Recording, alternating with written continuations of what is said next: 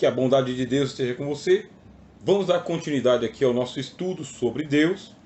Essa é a disciplina de teísmo, que é a primeira de todas que a gente estuda no curso de teologia.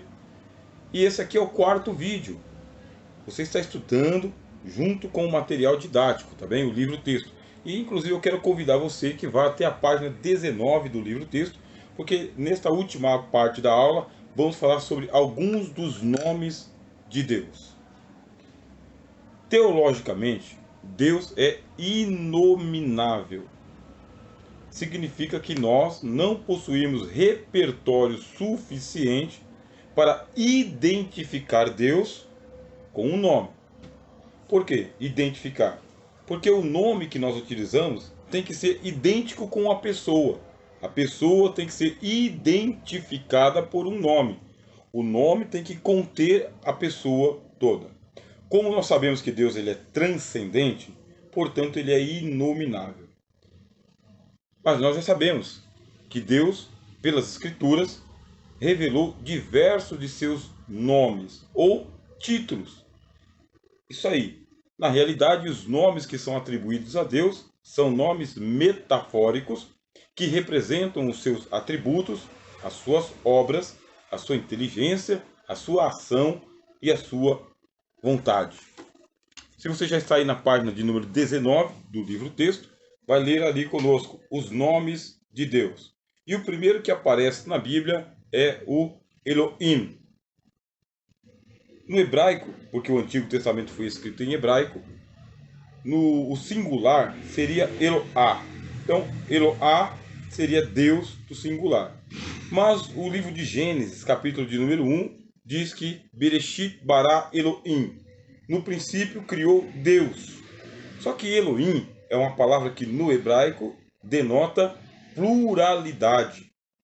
Se fosse fazer uma tradução literal, ficaria assim: no princípio criou deuses, o céu e a terra. Confundiria muito a nossa inteligência. Deuses ou Deus? O que significa? É porque este nome ele aparece, como diz aí o livro-texto, cerca de 2.600 vezes no Antigo Testamento. A grande maioria sempre apontando para a pessoa de Deus, o Deus único. Deus do Antigo Testamento, o Pai de nosso Senhor Jesus Cristo em o Novo Testamento. E Elohim, que é um nome no plural, é para identificar justamente a trindade. Só que no Antigo Testamento você não vai ter a revelação da trindade. Por quê? Porque a trindade é uma revelação exclusiva do Novo Testamento, mediante Jesus Cristo e os apóstolos. Só em um Novo Testamento nós vamos ter a doutrina da trindade de uma maneira mais expressiva. Lá no Antigo Testamento, a doutrina da trindade ela fica oculta, ela fica escondida, ela fica implícita em muitas das passagens. Um dos nomes de Deus é Elohim, mostrando a pluralidade, mas não pluralidade, e sim a trindade, o Pai, o Filho e o Espírito Santo. Segundo nome que nós vamos estudar um pouco é também outro título, não é nome, é título. El Shaddai, ou somente Shaddai, tá bem? Porque o El, ele vai denotar o quê? Ele vai denotar Deus. El é Deus, como força, como poder. Como nós sabemos, o hebraico ele é uma língua semita. E os semitas, inclusive os povos de Canaã, eles utilizavam o nome El. Por isso que o Melquisedeque, ele é sacerdote de El Elyon. Ele é sacerdote do Deus Altíssimo. El é Deus. El é Deus. Mas que Deus? O Deus poderoso. O Deus que tem força. Por isso você vai ter o Betel, casa de Deus. El é a partícula dessa língua semita, que é o hebraico, que significa Deus. E aí a gente falar de El Shaddai, quer dizer Deus Todo-Poderoso.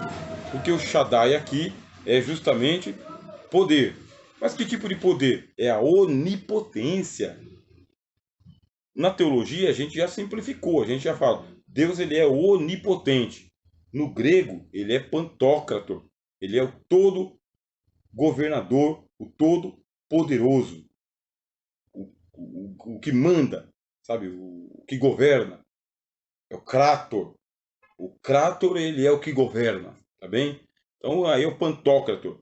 Mas isso aí é o Novo Testamento, que foi escrito em grego. No Antigo Testamento, Shaddai. É a mesma ideia, é o mesmo conceito, é a mesma doutrina.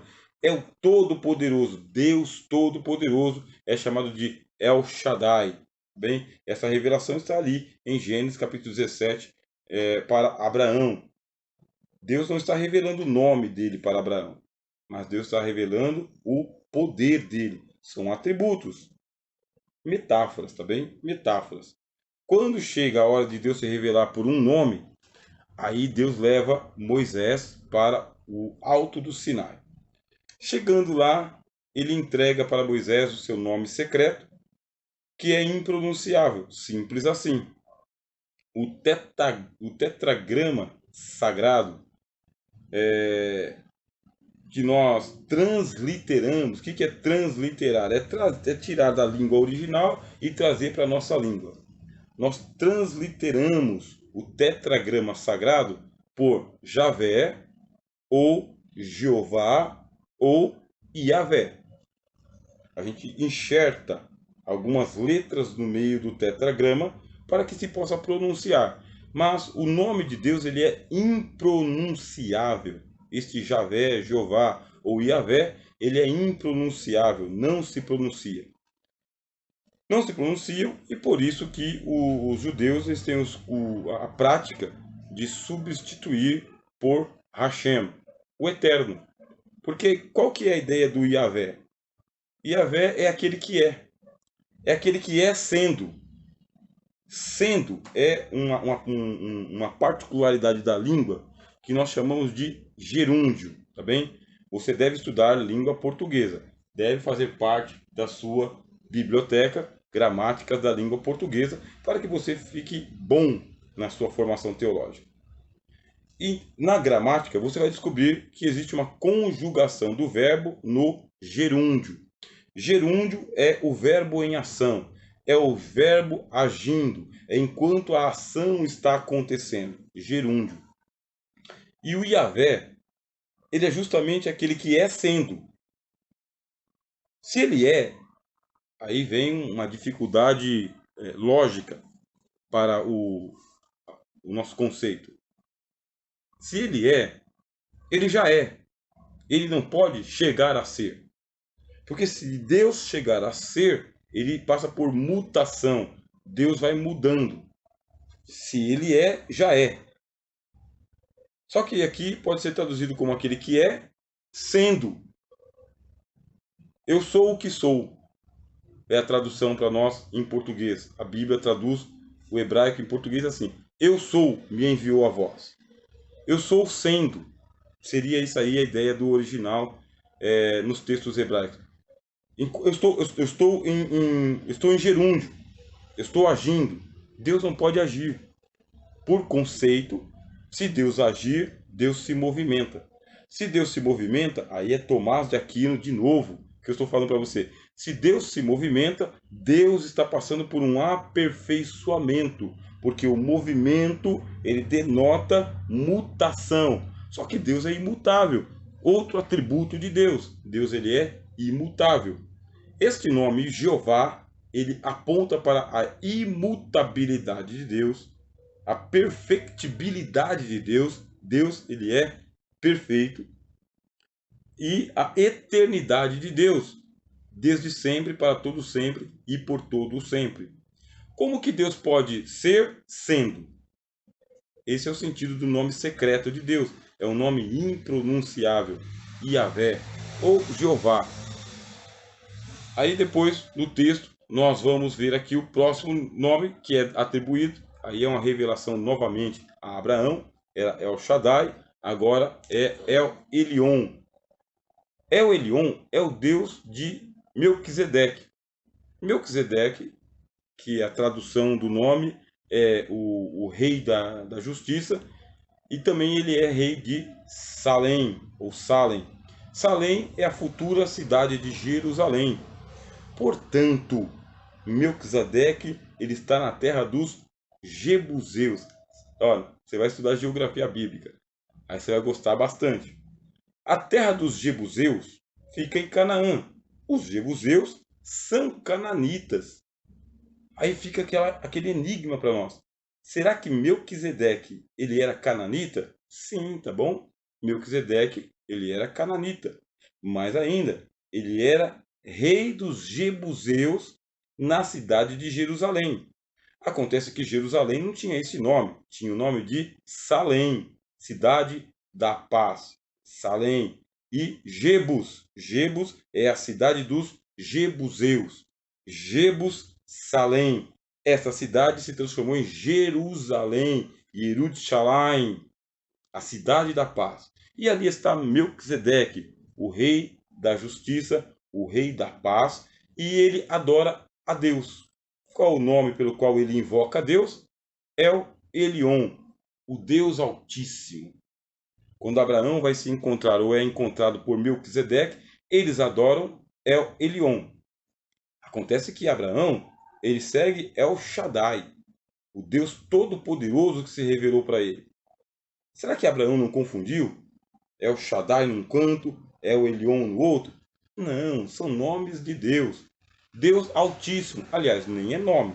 Chamar de Altíssimo não é nome. É como quando você vai conversar num depoimento com um juiz de direito. Você não chama ele de meritíssimo? Quando você vai conversar com um advogado, você não chama ele de doutor? O nome do advogado é doutor? O nome do juiz é meritíssimo? Não, são pronomes de tratamento. Da mesma maneira, os nomes de Deus são pronomes de tratamento. O Todo-Poderoso, o Altíssimo, Deus. O nome que a gente chama aqui comumente Deus também é uma evolução do conceito de bondade, tá bem? E de conceito de luz. A palavra Deus está ligado com dia. A palavra Deus está ligado com good, com got, com o bondoso, com o luminoso.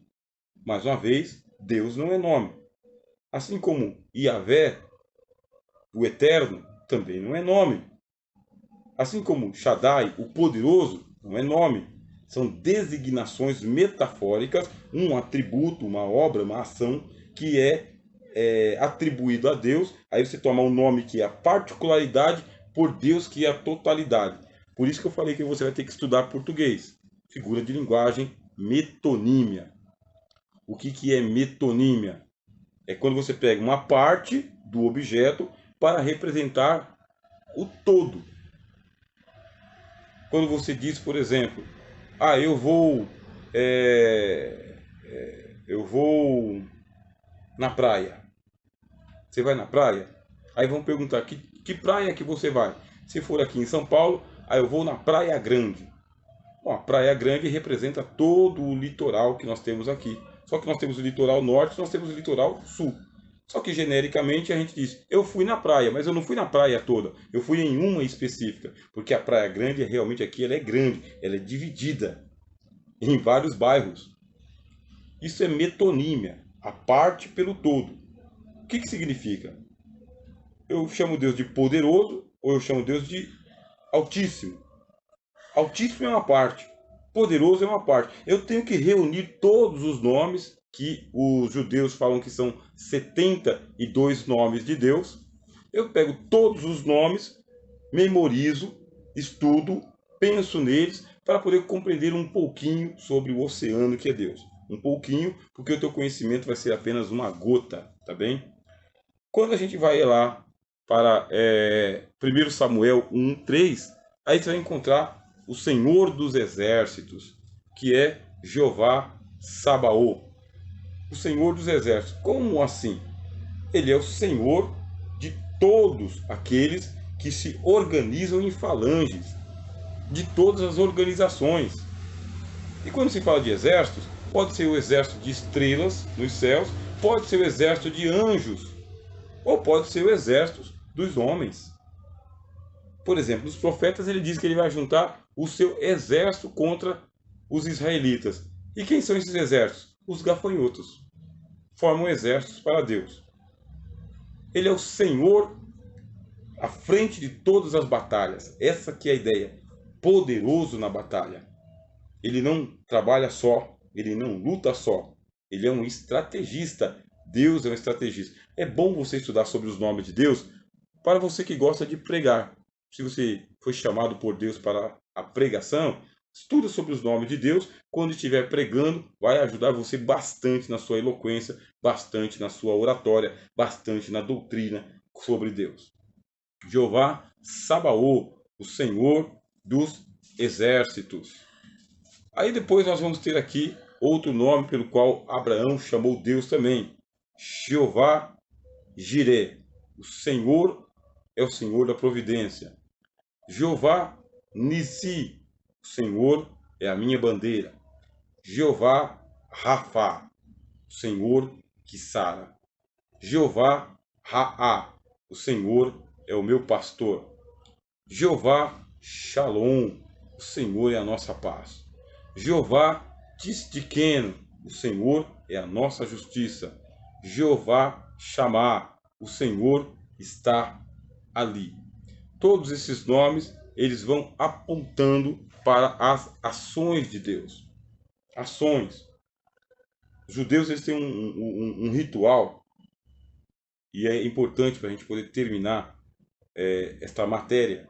Terminamos aqui os vídeos, mas a sua leitura continua no livro-texto. O Instituto Supera está disponibilizando para você o material didático para que você possa fazer as horas que são necessárias para completar cada uma das disciplinas. A próxima disciplina vai ser Cristologia. Assim o vídeo vai terminar, mas os seus estudos vão continuar. Vamos lá para a cultura judaica. E por cultura judaica vamos entender cultura bíblica também. O nome não pode ser pronunciado à toa. Deus diz, não falarás, não dirás, não pronunciarás o nome de Deus em vão, no vazio. Que não seja algo largado, que não seja algo comum. Você vai fazer uma oração a Deus. Você vai fazer uma adoração a Deus. Você vai render graças a Deus. Ou vai invocar o socorro do Senhor. Que seja algo significativo, não algo vazio, não algo ritual, não algo à toa. Você está invocando Jeová Jireh. Você está pedindo provisão da parte de Deus. No monte do Senhor se proverá. Por quê? Porque se Deus não prover, o filho morre. Se Deus não prover, a causa acaba. Se Deus não prover, a vida chega ao fim. E você vai fazer a invocação de Deus. Por isso os judeus eles têm uma piedade, dizendo que não se pode invocar o nome de Deus no vazio, sem um propósito. Deve-se evitar a todo custo. É uma tradição que, inclusive, os judeus copistas da Bíblia, quando eles encontravam o nome sagrado de Deus, eles tinham que lavar as suas vestes. Aí é uma tradição que havia entre eles. Até hoje, eles mantêm esta pureza ritual na hora de fazer as cópias da Torá. Está invocando o nome de Deus. E a cultura bíblica fala que o nome chama a pessoa para perto. Quando você chama o nome do Senhor, você o chama para perto de você. Já sabemos aqui, pelos nossos estudos, que Deus ele é transcendente. Deus está fora. Fora do cosmos. Fora do mundo. Deus é transcendente. Mas a mesma Bíblia diz para nós que todo aquele que invocar o nome do Senhor será salvo. Invocar é chamá-lo para dentro. Para dentro. Vocar é falar para que ele venha. Todo aquele que chamar Deus para dentro do mundo, da sua vida, da sua existência, vai alcançar a salvação de Deus. E por salvação significa aqui que é uma ajuda transcendente para uma causa mínima. Nós estamos estudando para ter conhecimento de Deus. Conhecimento sobre quem Deus é, o que Deus faz, o que Deus aprova e aquilo que Ele reprova. Por isso, passe em revista todo esse estudo. Vá lá para as noções idólatras, vá para as noções que distanciam a teologia do seu caminho, para que quando você estiver nos seus discursos, nas suas palestras, nos seus estudos, nos seus seminários, possa deixar os irmãos cientes, as irmãs cientes, de que Deus não pode ser confundido com deuses estranhos, com os deuses das religiões, com os deuses do paganismo, do panteísmo, do panenteísmo, do politeísmo, do fetichismo, do animismo. Deus tem que ser conhecido como ele se revelou a nós, pelas Escrituras Sagradas, Antigo e Novo Testamento. Ao invocar o nome de Deus, nós estamos chamando um dos seus atributos.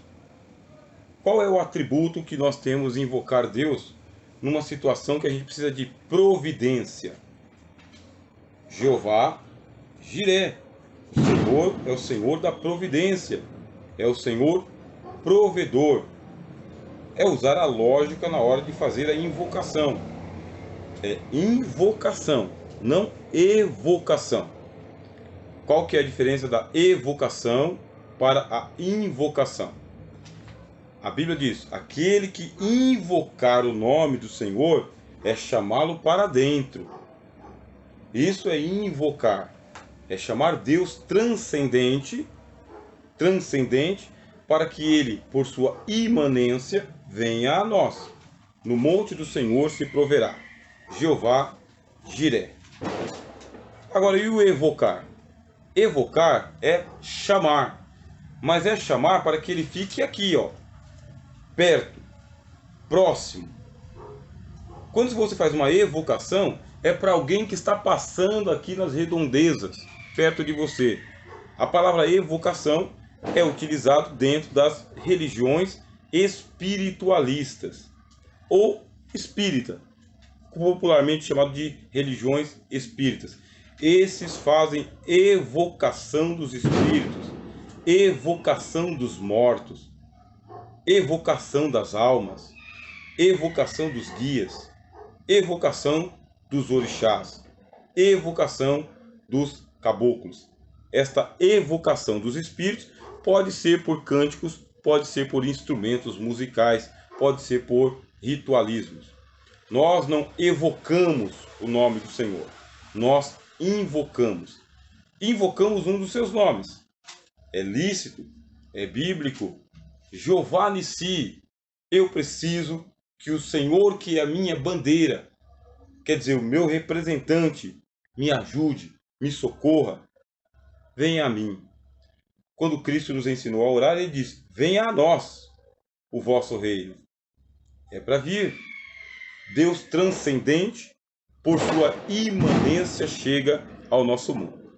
Nos dê desconto aí pelas bombas que estão explodindo lá fora, porque o pessoal está comemorando aí a chegada do final de ano. Eu preciso de cura. Eu quero receber cura da parte de Deus. Aí, Jeová Rafá, o Senhor é quem me sara, o Senhor é quem nos sara. Sabe que nos movimentos místicos do judaísmo, eles fazem rodas, e nessas rodas eles começam a fazer a invocação do nome de Deus, os 72 nomes de Deus, e nesta invocação eles entram em êxtase ou em transe místico, transe profético, e alguns deles têm alucinações, alguns deles têm visões, alguns deles entram ali em estado mental alterado. Não é o que nós recomendamos, mas como estudante de teologia, você vai descobrir muita coisa que são os rituais de chamamento. Lembre-se, evocação é para quem é imanente. Você faz evocação para quem está dentro do mundo. Agora, para o Senhor, você faz invocação, porque ele é transcendente, está lá fora. Jeová Shalom, você precisa de paz. Jeová Tisdikeno, você precisa de justiça. Jeová Shammah, você precisa que o Senhor presente esteja. Estamos chegando aqui aos instantes finais do nosso estudo sobre Deus.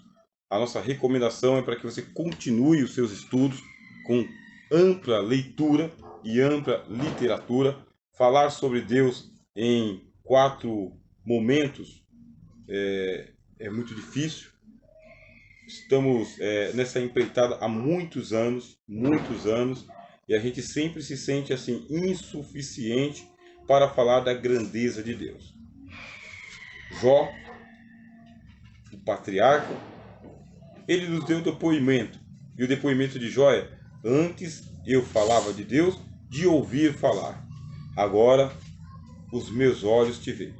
Por isso eu me abomino no pó e na cinza. Ou, numa tradução mais leve, eu me arrependo no pó e na cinza. Andar com Deus como Enoque andou com Deus por 300 anos, e Deus o tomou para si. É o que diz a Bíblia. Deus o tomou para si para que ele não visse a morte. Andar com Deus como os patriarcas andaram com Deus. Não andaram somente um dia, não andaram somente uma temporada. Andaram por toda a vida. Tiveram um encontro com Deus. A Bíblia Sagrada, ela é repleta de depoimentos. Não, testemunhos mesmo, não só depoimentos. Testemunhos de homens que tiveram um real encontro com Deus. Que entraram em grande angústia, ou porque estava demorando de ter um encontro com Deus, ou porque quando se encontraram com Deus, não estavam prontos e nem preparados.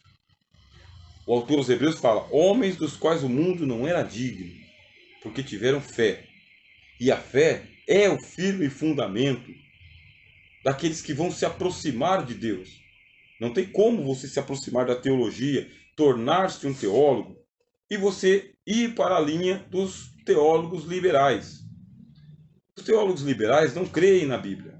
Ou melhor, eles não creem que a Bíblia seja a palavra de Deus.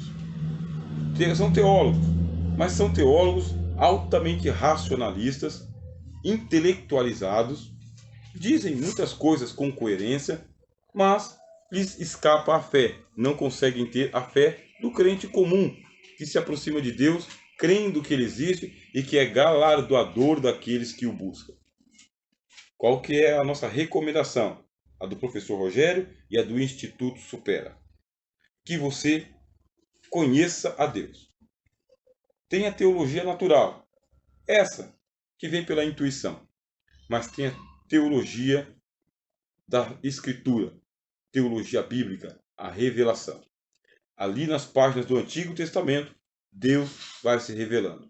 Nas páginas do Novo Testamento, Deus se revela. Ele desce o Espírito Santo, e o Espírito Santo nos dá testemunho da existência de Deus. Aí vamos para a revelação especial pelo Espírito Santo. Uma revelação que é dada no interior do homem, com o testemunho das Escrituras, corroborando o que diz a Bíblia, a palavra de Deus. Quero já preparar você para a próxima disciplina. Nós vamos estudar sobre Jesus, Cristologia. Cristologia, ela é a matéria que ela fala de Jesus. No mesmo formato, você vai receber o livro-texto, vai estudá-lo. Vai receber as aulas e vai ouvi-las. Vai pegar a sua caneta e o bloco de anotações e vai anotar tudo. Vai cumprir a carga horária de cada disciplina. E depois vamos passar para pneumatologia ou paracletologia. Muito importante que o teu repertório aumente. Por isso, palavras difíceis você não pula. Palavras difíceis você pausa o vídeo e escreve. Escreve, tem o conceito que eu vou passar para você aqui, tem um livro-texto, mas vai atrás das enciclopédias, vai atrás dos dicionários teológicos, faça uma ampla pesquisa. Você que faz pesquisa pela internet, toma cuidado com as fontes espúrias. Fontes espúrias, tendenciosas, que vão levar você para um universo pantanoso. Cuidado, na teologia tem muita heresia, mas é muita mesmo. Somos o Instituto Supera, eu sou o professor Rogério de Souza e com muita alegria dou por término essa explanação da matéria de teísmo ou introdução à teologia. Até a próxima com as matérias de Cristologia e Pneumatologia.